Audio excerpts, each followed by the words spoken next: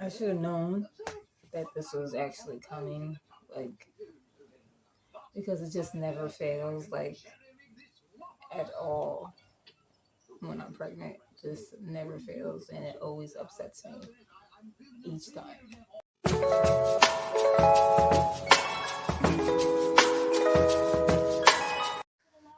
Hey guys, so I'm going to be giving you guys, obviously, a quick pregnancy update. I am very far along. This is my third trimester, so we're just going to jump into it, okay? So don't forget to like this video and also subscribe to the channel. All right, you guys, so I am currently 37 weeks, which means I only have 2-3 weeks to go, deciding on when she wants to come. She can come any moment now, obviously. But I want her to hold on until at least 40 weeks. So basically, it's just been a lot of wear and tear on my body this entire pregnancy. Like, the first trimester was good. Second trimester, it was just a lot. And this third trimester, it's just really taking a big toll on my body as of lately. So I will update you guys like on my doctor's appointments, how they went, and as well as my sonogram appointments. So for my sonogram appointments, I'm gonna start with that first. I had a sonogram appointment when I first became in my third trimester, and even though the sonogram appointment went well, it's just like I kind of knew what was coming, and I kind of had to prepare myself to hear what the tech had to say, because it's just like this always happens every single time. After I had my third baby with my fourth and fifth baby, I always get the same news every time I go to the sonogram appointment. So basically, when I went, I found out I've been finding out the gender, but it was just like they were saying that she was small. Now you guys see me, right? Am I big? I'm a big woman. No, I'm petite. I'm small. I'm a small framed female. So my babies are not gonna be big, and you know what I mean. And I'm fine with that. My babies always come out healthy. They come out a good weight to come home. So at the sonogram appointment, like I was saying, they basically told me that she's small. At that time, like, I have the Glow app, so I kind of keep track. I keep track of everything, like, on the Glow app, how I'm doing, how my doctor's appointments goes, how my ultrasound goes. And on the Glow app, they usually like tell you the approximate size of the baby. Like, you really never know what the size of the baby is going to be inside your stomach. So when I checked the app, it said at that point of my pregnancy that the baby would be like 12 ounces, 12.7 ounces. So I was like, okay, but once we got into the back, the lady, she was very sweet and very nice, very kind and friendly. She wasn't rude how my other sonogram techs were in the past. They were very, very rude and like picked on me for being this size that I am and saying that the baby's small. Like, they always had an issue. But this lady, she was very kind and very sweet. So she basically said, like, she wanted me to come back for a follow-up appointment because the baby was only 12 ounces, not 12.7 like she should be. And, I just basically, like, I just had enough. Like, I just really had enough. So, like, and it wasn't her. Like, it's just like I always hear the same thing over and over again. And I just basically had to say, like, like, I'm a small person.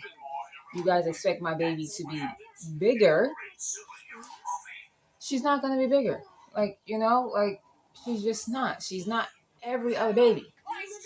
And that's just what really just started to, like, irritate me at that sonogram appointment.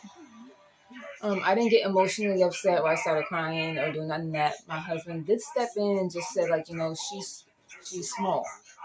She's not gonna have. We don't have big babies. Our babies are smaller, like, and they always come out healthy and everything. The doctors always say that they're healthy. So they just wanted me to come back for a follow-up appointment to check if she's still growing. I went to the doctors literally the next day. I went to the doctors, and the doctors got the sonograms back, and my doctor's like, you don't have to go back for a follow-up appointment. Baby looks completely fine and healthy. She is actually growing at a good pace, especially for the size that you are. So you do not have to go back for a sonogram appointment until a month or so. So that was like off my chest. Then I had to literally go for a 1 hour glucose test, which we all know our pregnant mamas out there, our mamas out there, that is not a fun test. That's like, like I hate that test. I literally got a call back 2 days later saying that I did not pass the test, that my blood levels was a bit abnormal, was slightly or like above abnormal, so that I would have to go for a 3 hour glucose test. And then also they were telling me that my iron was very low. So I had to come in to go get some iron tablets as well. Um, which kind of like it ruined my day that day. Like I was like very sad. Like I didn't pass this test. What if I do have this, and then my iron just is the way that it is for me. I know that my iron does get low, does get back to normal. I have had. I'm anemic. Just so that you guys know, I am anemic. I have had it since I was a teenager. But I always balanced it out so that I didn't have to take iron pills. As I got pregnant, sometimes it does get bad, and I didn't realize that. For me, I realized my iron is low when I start eating ice, like eating a lot of ice, and I was craving just ice. That's all I wanted was just ice, and I knew that my iron was low, and somehow, some way, I had to like kind of pick it up. I did did research on what I can do to just boost it up. So that kind of devastated me where I almost did start crying and tearing up because I'm just like, nothing can go right at all when I'm pregnant. Nothing can go right. I can't be happy. Like, my body's already in enough pain as it is. Like, it's just like nothing can ever go right for me. So basically, I took my 3 hour test. Like, I couldn't eat after 9.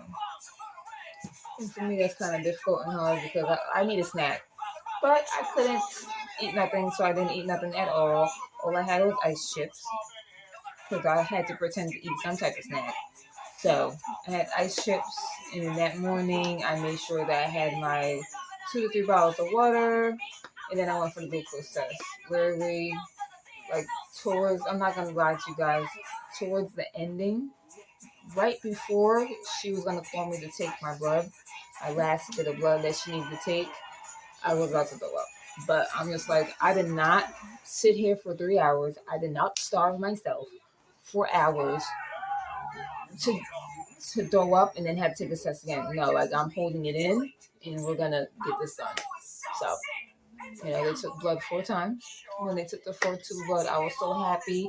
I was able to go and eat, but it was just like once I finally was able to eat, it wasn't like, oh yes, I'm gonna eat everything. Like it was just like my whole appetite was just not there. After that test, it just wasn't there. But the next day, like picked back up. I did go to the doctors the next day. Literally the next day I went to the doctors. And they didn't really check my iron at all again. Well, actually, they did check my iron. But when she sat me down, she was just like, the 3 hour test came back normal. So I was so happy for that. And plus, I also have the patient portal on my phone, so I keep track of that as well. Um, so when I seen that it was normal, I was super excited. Like, yes, it's normal. Like, thank God. Like, I was doing research on it and everything, on how I would have to eat and everything. And I just thought that maybe I can get it because since I am older, I am in my 30s now. I'm 31. I'm in my early 30s, but I just thought that maybe now I could possibly pick it up, and I was just blaming myself for it.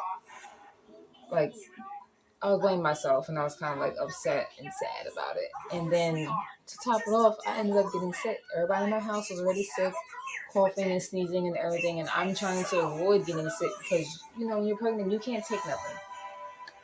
So eventually, I ended up getting very sick, and I was throwing up like almost. I threw about 2 times within that week, and then I had dropped weight. I wasn't drinking enough water at all. I was eating, but I wasn't drinking enough water. I wasn't eating as much as I normally would eat. I normally eat about 3 meals a day, had 3 to 4 snacks a day. I wasn't doing that. I only had like about 2 meals a day, about like 1 to 2 snacks because my appetite wasn't there. I was sick. So I actually had lost weight. Like, I dropped about 4 pounds. And like when I seen that scale when I went to doctors, and I tell you my heart dropped. My heart dropped. Like, I was just like, what? Um the doctor wasn't too concerned, especially after I told her like my whole household is sick. I ended up getting sick, ended up throwing up, not drinking enough water, and she just told me, you just have to slowly just start drinking enough water. Try to just have soups because you could still be sick. Just try to, have more soups and whatever. So that's what I did do. But after the doctor's appointment, I actually felt better. My appetite was back, and I was just able to eat and pick up the weight. I have a scale at home, so I actually started to weigh myself. Like, every week I would weigh myself just to make sure that my weight is going back up to where it needs to be. Cause I need to gain back that 5 pounds. Like, that's not. We're not doing that, Like, so when I went back for my doctor's appointment, I actually gained back the 5 pounds I lost. I gained that back, but I also gained back 2 more pounds. So I gained like 7 pounds back. My doctor was just like, great, you know. But then she also updated me on my iron test because I had to do another blood test for my iron just to make sure that I was okay. And come to find out my iron was still very low. Um, so she wanted to do another iron test, like to check my anemia and all that. Since it is in my history, she wanted to check it again just to make sure that it went back up to normal. Like at least like midway normal to where it would be okay, where she wasn't too worried about it. Because like she's told me, if my iron is still very low, I would have to go to the hospital every single week to get iron, get a needle and get iron. And that she would just like, be concerned about birth because this is my sixth baby and she doesn't want me hemorrhaging, at birth. And, excessively bleeding, getting excessive blood clots and all that type of stuff. And just hearing that kind of like made me upset. Even though I know, like, of course I'm anemic, I don't want that to happen because in the back of my mind, I'm starting to think like, what if my iron is really low? This happens on my birth and I pass out and I don't wake up. Like, like that was just running in the back of my mind. And I know like my mind shouldn't have went there, but that's where my mind went. My mind went to like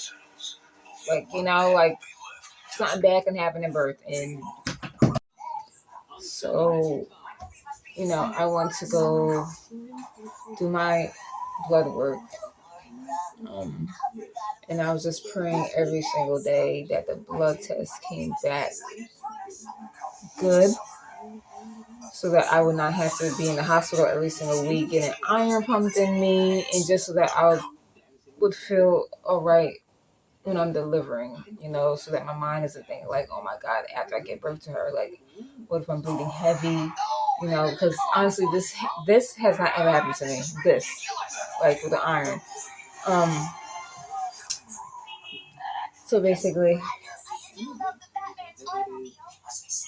I had to go to a sonogram appointment after I got my blood work done. I went to my sonogram appointment, and I forgot how many weeks I was. I was in the 30-week, you know.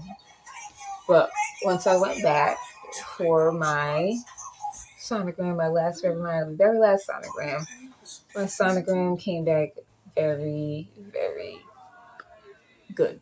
Like, I left out in smiles. Like, it was just a relief, like, lifted off me. And I felt like, you know what, Mama, you're going to be okay. Like, right then and there, like, I know, I'm just like, you know what, I know that my iron's going to be okay. I know that I'm going to be okay. It's just a whole bunch of joy that happened when I seen her little cute. Like, literally, we got like the 4D picture this time, which is our first time, and her little face is just so freaking cute. Like, I just cannot wait to just hold her and just give her all the kisses in the world. So actually, she was laying on point. Like, she was literally laying on point. She was not like where they would say like, oh, she's smaller, like how my last sonogram appointment went. She was just like, no, like, your baby is like perfect weight in there, the average size that she's supposed to be. You have nothing to worry about. You do not have to come back for a sonogram appointment or anything. Your baby is growing perfect. So that is such a plus for me. And it's just like, I also, in the back of my mind, I'm also thinking like, with my other children at this amount of weeks that I was, they weren't all measuring on point. Okay. She's somewhat measuring on point and above point. So I'm just like, how big is she really going to be at birth? I just keep on thinking about that. Like, how big is she really going to be when she's born? Like, like, it's just in the back of my mind. But all I know is that baby girl is healthy, and I am completely happy with that. Like, I'm happy with that. And that's all that matters to me. Even though my health is very important, I know that, you guys. But I'm just happy that she's okay, that she's healthy. And that's what really matters to me. I just didn't want to disappoint a baby girl or anything like that. So I went to the doctors about a week later, and they were very happy with the sonogram. They were like, see, I told you that she's gonna be fine. You have nothing to worry about. And then they spoke with me about my iron and just told me like, your iron levels are back to normal. So keep doing what you're doing, and you're gonna be completely fine. And yeah, so everything has been going well in the doctor's department, thank God, and health wise for baby and me. I did explain to my doctor that I did switch to gummy vitamins, and that could have been what also made my iron drop down. And she was just like, okay, because the certain gummies don't have the iron in it. Ones that I have, I actually looked at, they don't have no iron in it. So she just explained to me like that could be the cause, as well. But I told her like what I do now, like 4 days out of the week, I'll take the pill form that has the iron in it, and then the other days I'll take my gummy vitamins. I do both. So sometimes the actual prenatal pill, like, it will make me nauseous and sick, and it will come up.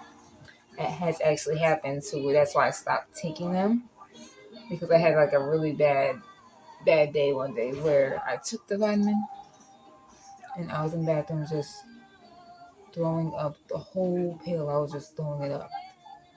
No food came up, which was just like really weird because I ate breakfast that morning, ate lunch. None of that came up. But the pill was the only thing that came up, which was crazy. And it was just like, oh my God, like, no, I can't take these no more. Like, I had to straight up take gummies. So once it's so we got gummies. But now I can actually hold them down. So that's why I take them 4 days a week. And I take the gummies 3 days out the week. So I'm just glad that my iron is just back to normal. Um, so with giving birth to baby girl, we did have the option to actually be induced. And, you know, it wouldn't be a medical reason, obviously, even though I am anemic. So they do still want to watch out for that, especially when I give birth. They just want to, watch out for that. Because, like I said, it is back to normal, but you never know. It could drop back down. So they're not telling me that I have to be induced, but it's an option that I can choose if I want to. But they will be waiting until I am 40 weeks. They will not be doing it anytime sooner than 40 weeks, which will be fine for me, even though I'm nervous because I don't want to be induced.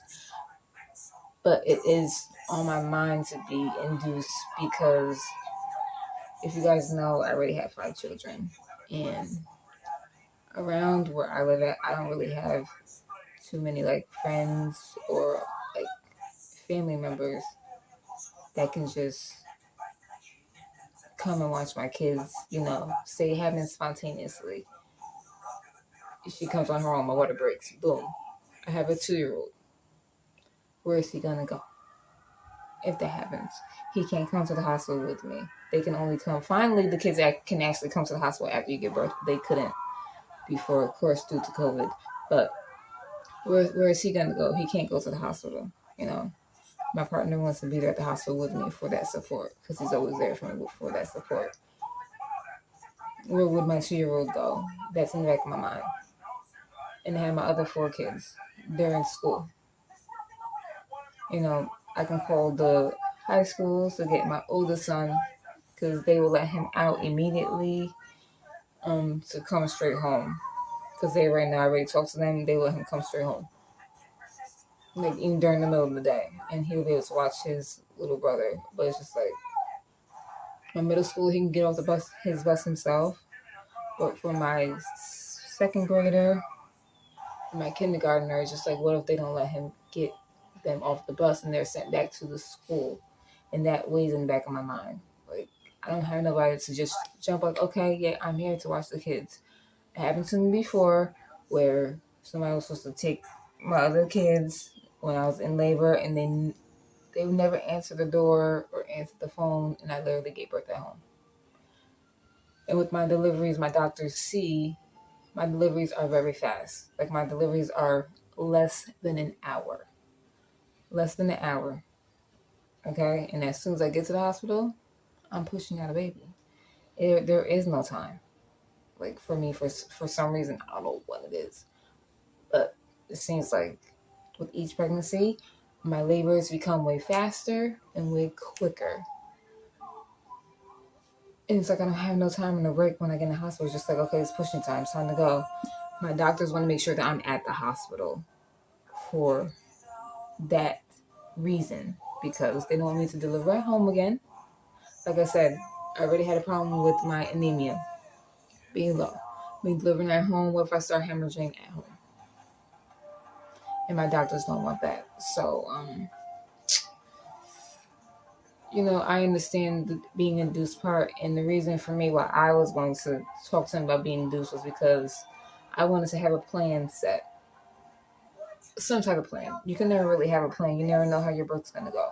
But I wanted to have some type of plan of where my kids would go so that when the day comes, they can go to who's going to like watch them, and then we head to the hospital, like if that's how it would go, or she decides to come on her own, I have to figure that out.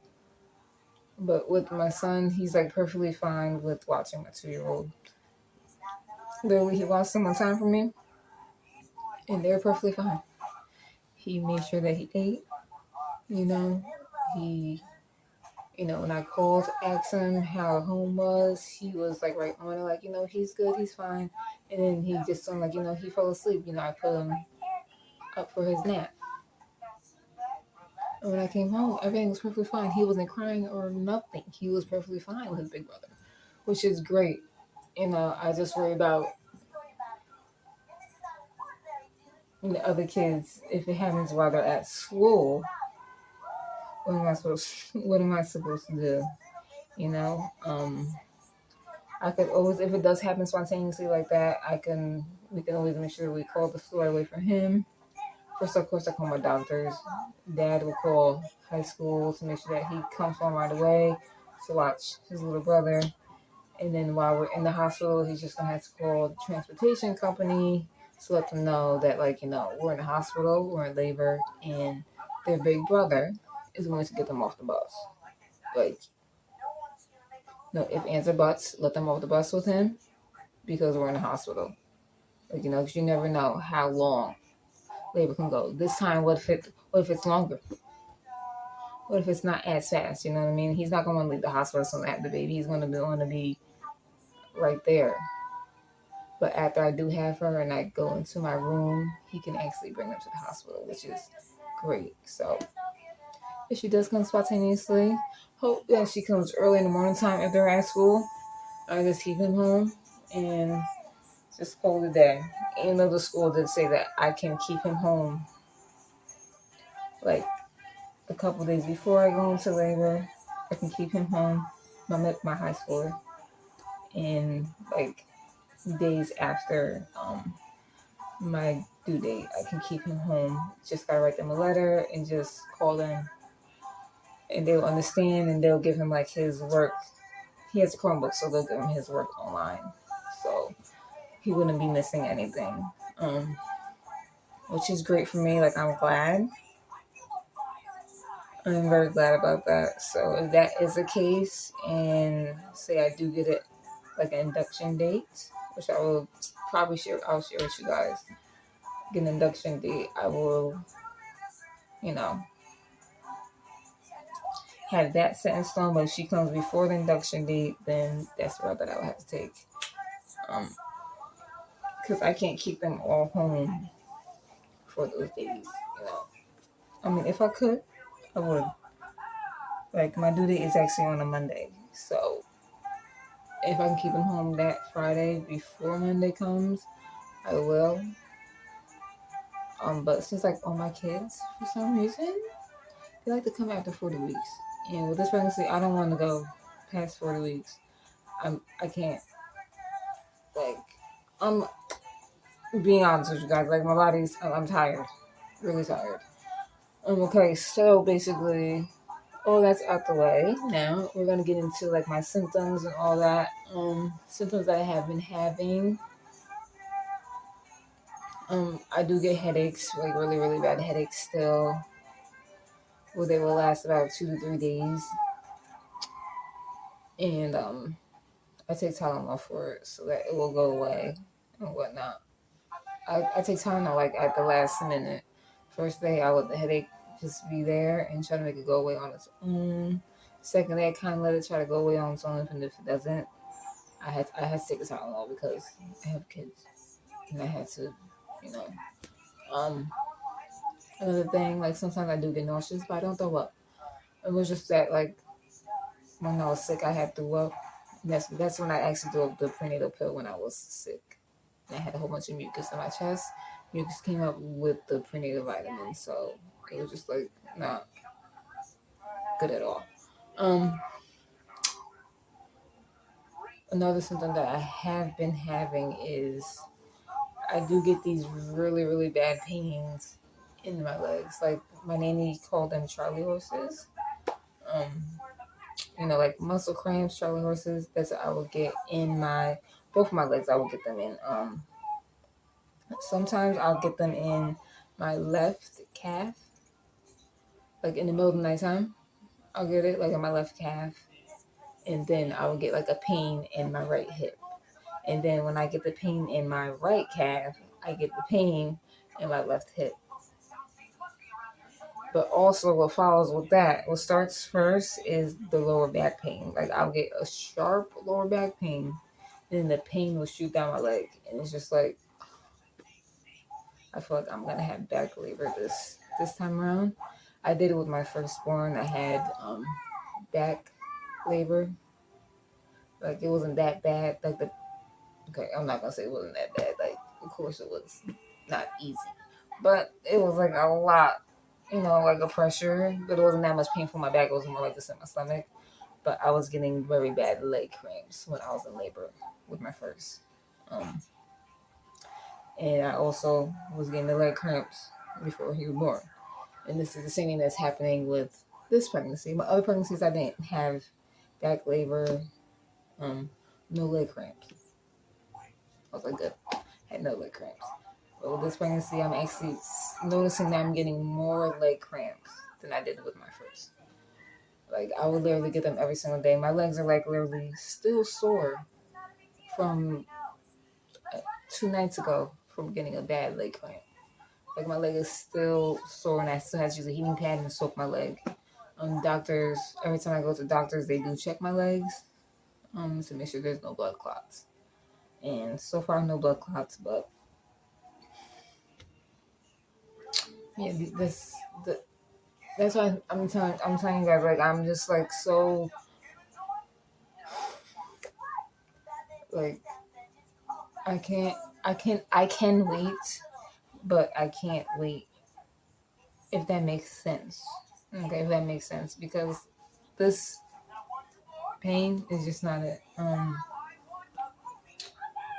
But we'll see when she gets here, which will be very soon. So just keep me in your prayers, you guys, and let's hope for the best. Next time you guys see me, I will be with no belly and with a baby in my arms.